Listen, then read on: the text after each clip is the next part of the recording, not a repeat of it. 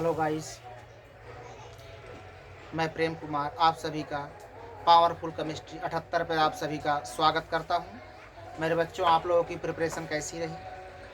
हमें आशा है कि आप लोग अच्छे तरीके से तैयारी कर रहे होंगे। एग्ज़ाम नज़दीक है, तो एग्ज़ाम को देखते हुए मैं आप लोगों के लिए लेकर आया हूँ एल्डिहाइड के रासायनिक गुण, केमिकल प्रॉपर्टी ऑफ एल्डिहाइड। क्या सीखेंगे बिना देर किए? एल्डिहाइड के रासायनिक गुण। एल्डिहाइड का रासायनिक गुण क्या पढ़ेंगे? एल्डिहाइड का रासायनिक गुण, केमिकल प्रॉपर्टी ऑफ एल्डिहाइड।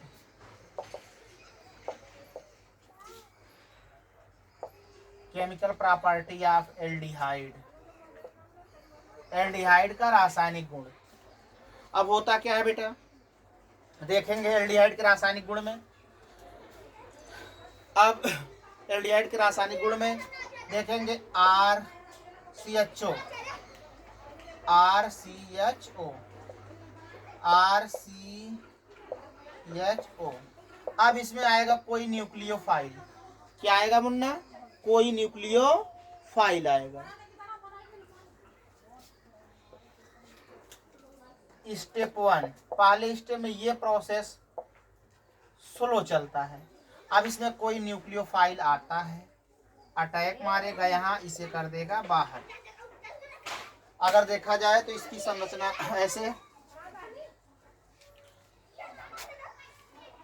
अब इसमें बन जाता है आर, यहाँ पे कार्बन, कार्बन के O माइनस,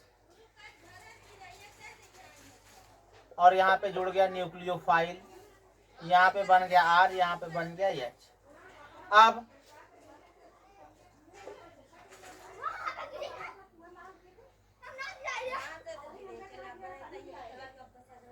स्लो, ये है फास्ट, ये फास्ट अप्रिया होगी। स्टेप से ये स्टेप 1 है, ये स्टेप 2 है। स्टेप 2 कैसा होगा? स्टेप 2 होगा फास्ट। अब इसमें कोई हाइड्रोजन आएगा, H प्लस आएगा, अटैक मारेगा और ये बन जाएगा प्रोडक्ट। यहाँ न्यूक्लियोफाइल, यहाँ OH और ये R और ये H, ये बन गया योगज उत्पाद।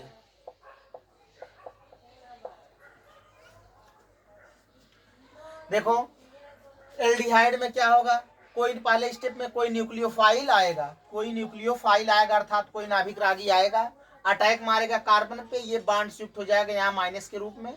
अब बन जाएगा ये इंटरमीडिएट। अब इस इंटरमीडिएट में कोई एसिड डालेंगे H प्लस, वही ऑक्सीजन पर अटैक मार करके एल्कोहल में परिवर्तित हो जाएगा।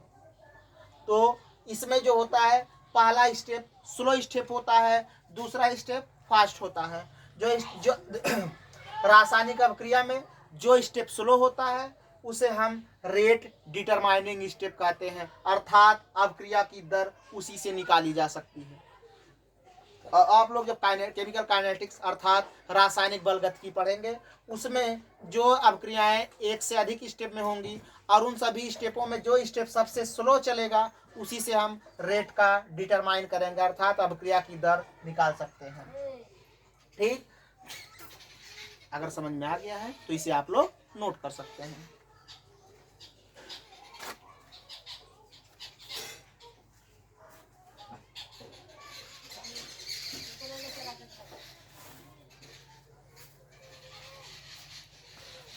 हमें आशा है आप लोगों को समझ में आ गया होगा।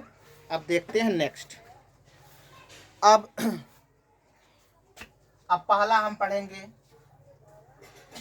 ये तो था नाभिक रागी प्रतिस्थापन अभिक्रिया के बारे में, न्यूक्लियोफिलिक सब्स्टिट्यूशन रिएक्शन। उसमें पहला न्यूक्लियोफिलिक सब्स्टिट्यूशन होगा हाइड्रोजन साइनाइड के साथ अभिक्रिया, हाइड्रोजन साइनाइड HCN के साथ अभिक्रिया, रिएक्शन विथ हाइड्रोजन साइनाइड।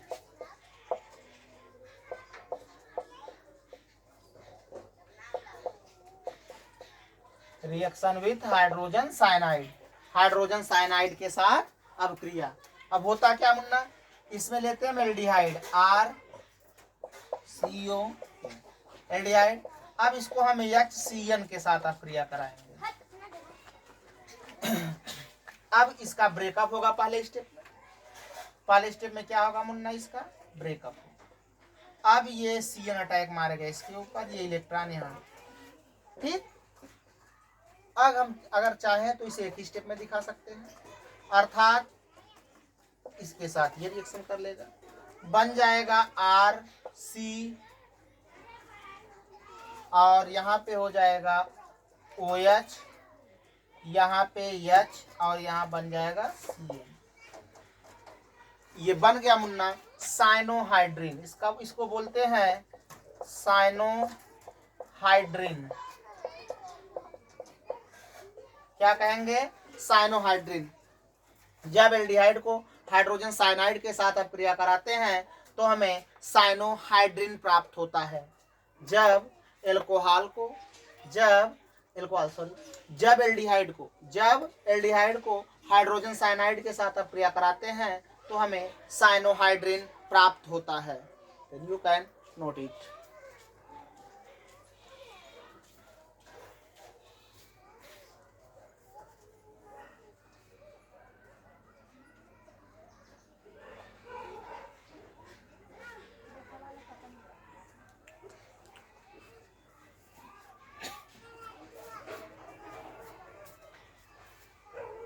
अगला है सोडियम बाइकार्बोनेट का के साथ अभिक्रिया।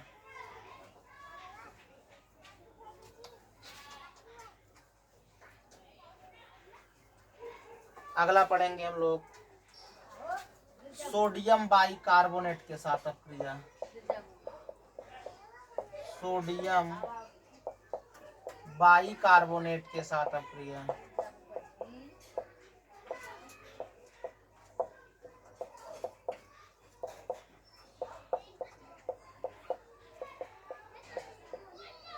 हो जाएगा reaction with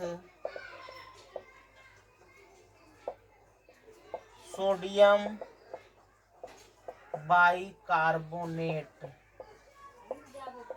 reaction with sodium bicarbonate. अब देखते हैं इसमें क्या होता है।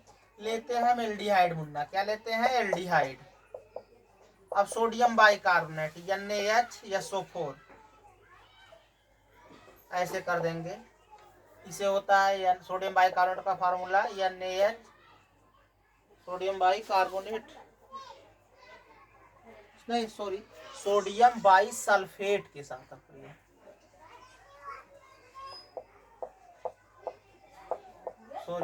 Sodium bisulphate.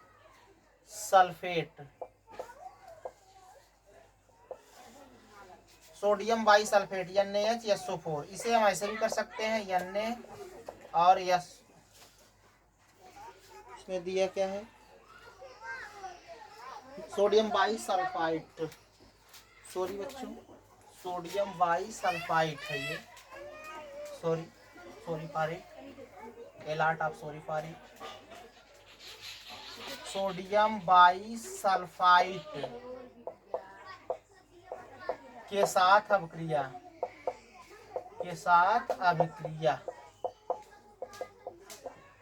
Reaction with sodium bisulphide. Reaction with sodium bisulphide. अब देखेंगे हम लेते हैं क्या, एल्डिहाइड। क्या लेते हैं Munna, aldehyde RCHO plus NaHSO3। इसका रिएक्शन ऐसे बना लेंगे NaSO3H। इसका होगा ब्रेकअप। सोडियम अटैक करेगा यहाँ और ये शिफ्ट हो जाएगा यहाँ और ये O अटैक मार देगा इस सल्फर पे। तो बनेगा क्या मुन्ना, बन जाएगा RC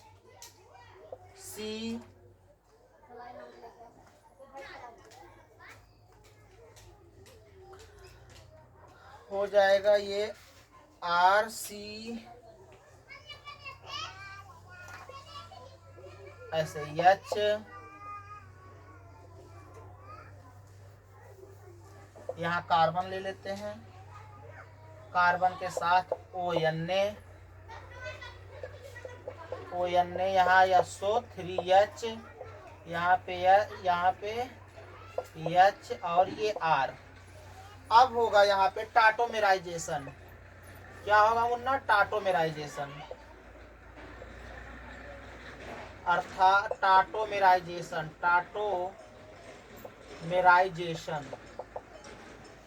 क्या होगा? टाटोमेराइजेशन अर्थात मध्यावस्था समवायता। मध्यावस्था समवायता क्या होती है? ऐसी समवायता जिसमें हाइड्रोजन एक स्थान से दूसरे स्थान पे चले जाते हैं, तो उसे हम मध्यावस्था समवायता कहते हैं। ये हाइड्रोजन यहाँ आ जाएगा और ये सोडियम यहाँ आ जाएगा, तो हो जाएगा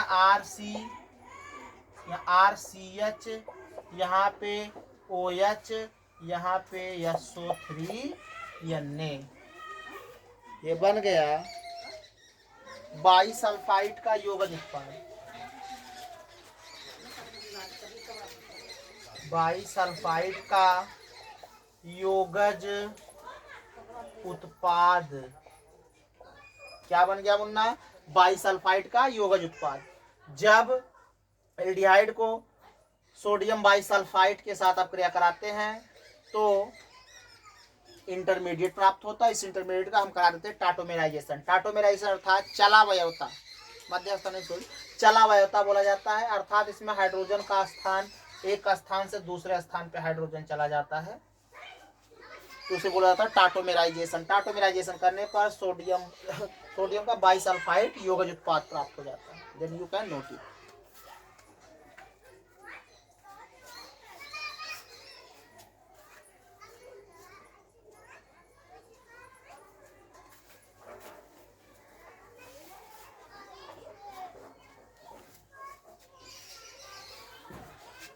तो बच्चों बस यही इतना ही। अब बताएंगे कल से बहुत ही इम्पोर्टेंट रिएक्शन एल्डिहाइड से संबंधित।